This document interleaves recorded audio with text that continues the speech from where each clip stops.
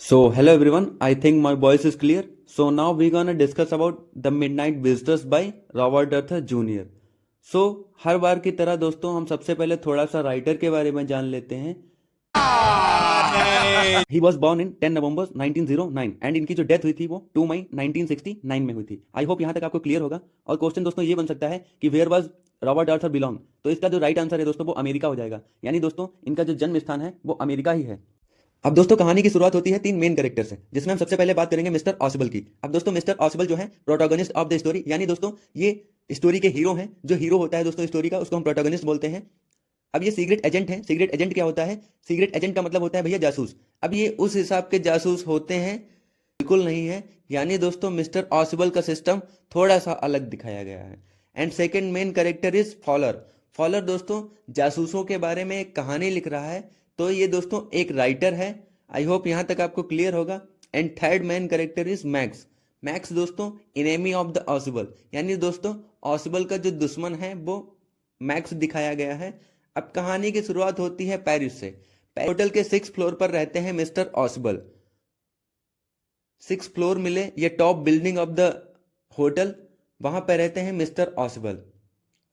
अब दोस्तों जिस हिसाब से फॉलर उनसे मिलने के लिए जाते हैं, कुछ इनकी एक्सपेक्टेशंस होती हैं कि जब मैं उनसे मिलूंगा जाके, यानी दोस्तों फॉलर सोचते हैं कि जब मिस्टर ऑसिबल से मैं मिलूंगा जाके तब देखूंगा जाके कि वो ब्लैक ड्रेस पहने होंगे, चश्मा लगाए होंगे, हाथ में उनके गन होगी, आसपास उनके लड़कियां होंगी, या वाइन वगैरह पी रहे होंगे वगैरह वगैरह. आई होप यहां तक आपको क्लियर होगा. लेकिन दोस्तों जब फॉलोअर उनके पास पहुंचते हैं तो ऐसा कुछ भी नहीं होता है, क्योंकि दोस्तों मैंने तुमको पहले ही बताया था, क्योंकि मिस्टर ऑसिबल का कैरेक्टर थोड़ा सा अलग दिखाया गया है. इनका थोड़ा सा सिस्टम अलग दिखाया गया है.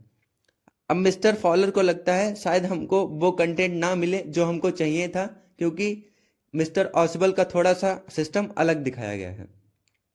अब दोस्तों जो मिस्टर ऑसिबल हैं ये दो लैंग्वेजेस जानते थे, जिसमें पहली है French and second is German. अब दोस्तों ये दोनों लैंग्वेज बहुत अच्छे से बोल लेते थे, लेकिन ये हमेशा अमेरिकन स्टाइल में ही बात करते थे. अब दोस्तों अमेरिकन स्टाइल में क्यों बात करते थे? क्योंकि ये बोस्टन अमेरिका से पेरिस के लिए लगभग 20 साल पहले आए हुए थे. अब दोस्तों मिस्टर ऑसिबल जो है वो फॉलर की तरफ देखते हैं और बोलते हैं तुम परेशान नहीं हो, यानी तुम बोर हो रहे हो क्या?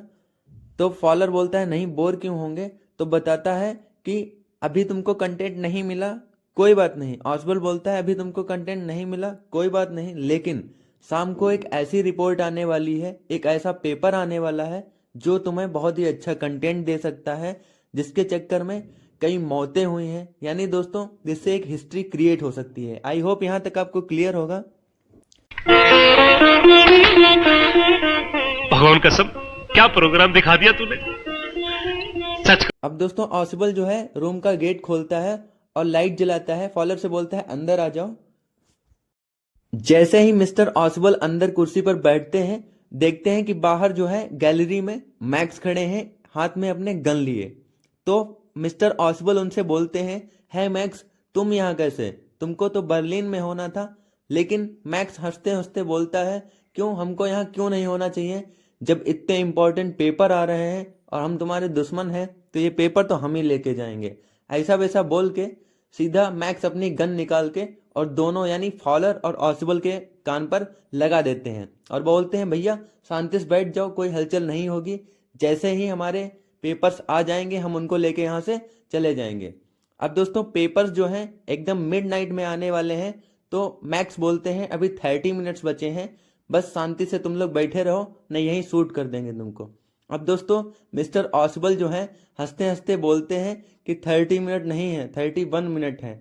तो मैक्स बोलता है हाँ हाँ इसमें बड़ी बात क्या है, एक ही मिनट का अंतर है. तो यहाँ पर थोड़ा सा मिस्टर ऑसिबल जो है उसको हंसाने की कोशिश करते हैं, लेकिन मैक्स नहीं हंसता है. अब दोस्तों मिस्टर ऑसिबल जो है मैक्स से पूछते हैं कि तुमको पेपर्स के बारे में कैसे पता चला. तो मिस्टर मैक्स जो है एकदम राक्षसों की तरह हंसने लगते हैं और बोलते हैं हमको नहीं पता होगा तो किसको पता होगा. अब दोस्तों मिस्टर ऑसिबल जो है वो मैक्स से पूछते हैं कि तुम अंदर कैसे चले आए, इतनी सिक्योरिटी लगा रखी थी, आई होप तुम बालकनी से आए होगे, काहे कि कोई भी बहुत ही इजीली बालकनी से आ सकता है। पिछले मंथ भी एक लोग बालकनी से चले आए थे, जिसकी मैंने होटल मैनेजमेंट से शिकायत की थी, लेकिन अभी तक कोई रिस्पांस नहीं मिला है। पता नहीं कैसा यहाँ का होटल मैनेजमेंट है। अब दोस्तों मैक्स बोलते हैं कौन सी बालकनी, हमें किसी भी बालकनी के बारे में नहीं पता है। अगर पता होता तो हम इतना कष्ट क्यों करते, नीचे हम चाबी ढूंढ रहे थे। यानी दोस्तों मैं पास की के माध्यम से यहाँ पर आया हूँ, जैसे तैसे उन्होंने की वहां की चाबी चुराई और अंदर एंट्री ले ली।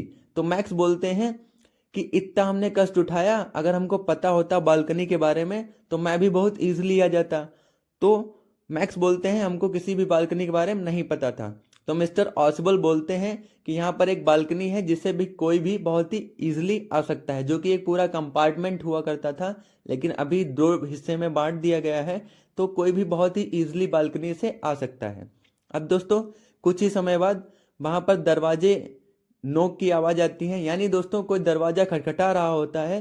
तो मैक्स एकदम अपना गन निकालते हैं और बोलते हैं कोई कहीं नहीं जाएगा। मिस्टर ऑसबल जो हैं बोलते हैं अब इतने इंपॉर्टेंट कागज आ रहे हैं, पेपर्स आ रहे हैं, तो मैं ऐसे तो नहीं आने दूंगा। यानी दोस्तों मैंने पहले ही पुलिस को इन्फॉर्म कर रखा था कि हमारा बार बार ध्यान रखते रहना, यानी बार बार हमारे रूम को देखते रहना कि सब ठीक है या नहीं।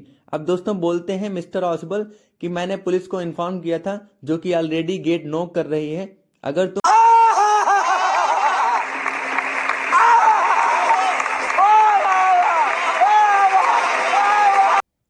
अब दोस्तों गेट तब तक की नॉक होता रहेगा जब तक कि मैं रिस्पांस नहीं दूंगा। अगर कुछ देर मैंने और रिस्पांस नहीं दिया तो पुलिस वाले गेट तोड़ देंगे और तुमको तुरंत शूट कर देंगे बिना सोचे समझे। तो मैक्स बोलता है अच्छा अच्छा ऐसी बात है तो जाओ तुम गेट खोलो जाके, लेकिन मैं अपने लेफ्ट हैंड से तुम्हारे अंदर गन लगाए रहूंगा। यानी अगर मैं को थोड़ा सा भी लगा तुम कुछ कर रहे हो तो मैं सीधे तुमको शूट कर दूंगा।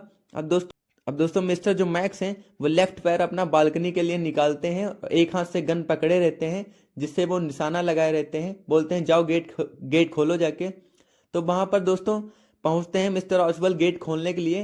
तो जो मिस्टर मैक्स हैं वो खिड़की के लिए थोड़ा सा बालकनी के लिए नीचे चले जाते हैं और कुछ देर बाद बहुत देर से आवाज आती है कि जो मिस्टर मैक्स हैं वो निपट चुके हैं, क्योंकि दोस्तों वहां पर there is no balcony in the hotel. यानी दोस्तों वहां पे कोई बालकनी नहीं थी।